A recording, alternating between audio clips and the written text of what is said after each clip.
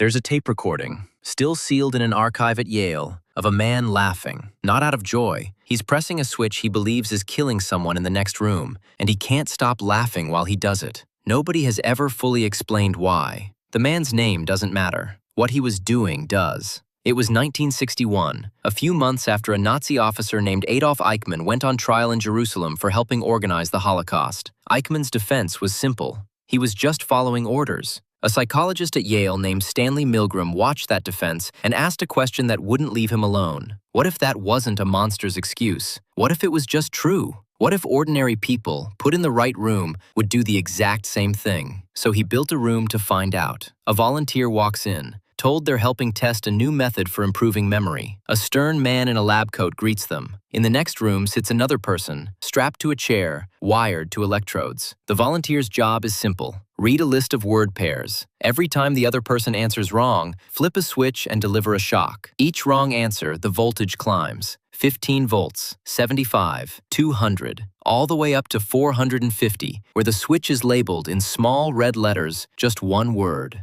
danger. What the volunteer doesn't know is that the shocks are fake, and the man in the chair is an actor. The screaming, the pleading, the sudden silence after the 400th volt, all of it scripted. The only real thing in the room is the volunteer, and the choice sitting in their hand. Milgram guessed almost nobody would go all the way. He asked psychiatrists to predict it beforehand, and they agreed. Maybe 1 in 1,000 would push every switch. 65% did. Not soldiers, not criminals. Teachers, engineers, accountants, off the street of a quiet Connecticut town. 2 out of every 3 people who walked into that room kept pressing the switch, past the screaming, past the silence, all the way to the end. For 60 years, that number has been used to explain the worst thing human beings are capable of. It's in almost every psychology textbook, about ordinary men who did unspeakable things simply because someone above them said to. The story is clean. Obedience to authority is baked into us so deep that a man in a lab coat can turn anyone into an executioner. Here's the uncomfortable part. Milgram never actually proved that. Listen to what the volunteers said afterward, on the tapes that sat in that Yale archive for decades. They weren't calm. They weren't simply obeying. They sweated. They stammered.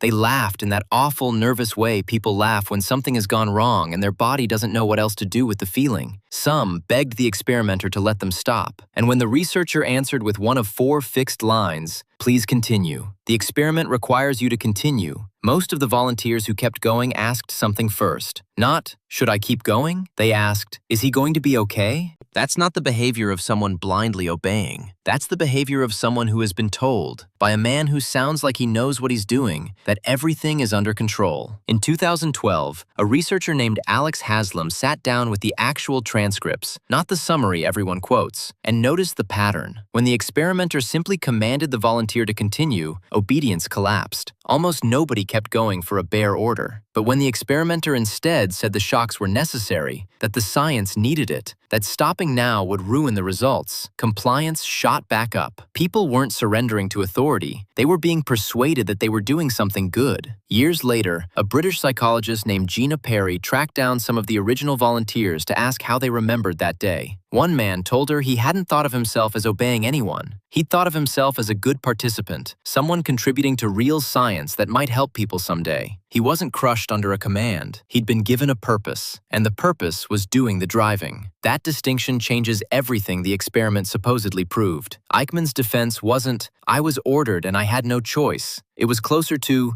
"I believed I was serving something larger than myself, and that belief did the work obedience never could." Here's the same problem. Wearing your face this time. You've never worn a lab coat, and you've never held a switch labeled danger, but you have stayed quiet in a meeting while a decision felt wrong, and told yourself the people in charge must see something you don't. You have gone along with something at work because someone more senior than you was certain, and their certainty felt like evidence you didn't have to gather yourself. Nobody had to command you. Nobody stood over your shoulder. You just needed a reason good enough to make continuing feel like the responsible thing to do, and someone handed you one before you even had to ask. That's the trap Milgram actually built. Not a machine that proves humans are obedient. A machine that proves humans will do almost anything, as long as somebody hands them a story where doing it is the right call. And that story doesn't need a lab coat to work. It needs a title, a deadline, a greater good, a superior who sounds sure of themselves in a room full of people who aren't. The switch was never the dangerous part. The reassurance was. Go back to that laughing man on the tape. He wasn't a sadist, and he wasn't a monster in training. He was a person whose body was screaming that something was deeply wrong, while a calm, credentialed voice kept insisting it wasn't. The laughter wasn't cruelty. It was what a person sounds like when belief and instinct are tearing in opposite directions at once, and belief is winning. So the next time someone hands you a good enough reason to keep going, past the point where something in you flinched, don't ask whether you're the type of person who'd have stopped at 300 volts. Ask what story you're currently being told to make 450 feel fine.